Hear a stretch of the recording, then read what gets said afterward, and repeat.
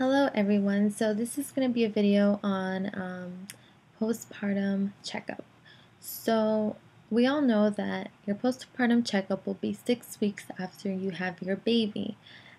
So what happened with at my 6 weeks checkup was I went in like I regularly would if I was going for any of my pregnancy checkups.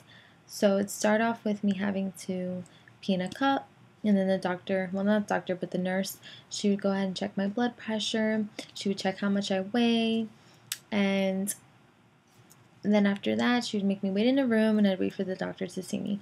When the doctor did see me, they made me take a survey, which they ended up giving me that same survey at the hospital about depression, if you're going through anything like that. So they want to just make sure that over those 6 weeks that you haven't felt any depression or any hatred or any sadness. So they make you take one of those. Then the doctor went ahead and she performed, I guess, a physical exam down there. Not a pap smear because I wasn't 21 yet, so they weren't allowed to do that. But what they do is they just, I guess, insert their fingers in there and they check to see if your cervix is closing. And pretty much they just make sure that nothing looks bad, like the stitches, if you did get any or anything like that. She talks to you about birth control methods. They will ask you if there's any concerns or things like that that you're worried about. They'll also ask you if you were having intercourse in those last 6 weeks. And then they'll end up telling you, like, okay, you're allowed to exercise now, you're able to use tampons or go back to your regular life style. And if they tell you not to, then they'll tell you the reasons why.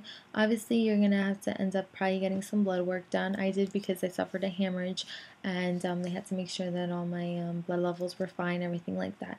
So pretty much it's not as bad as they may seem. I know when you think about your 6 week checkup, you're like, I don't want anybody touching me down there, not after what I went through, right? And you think it's like the worst feeling ever.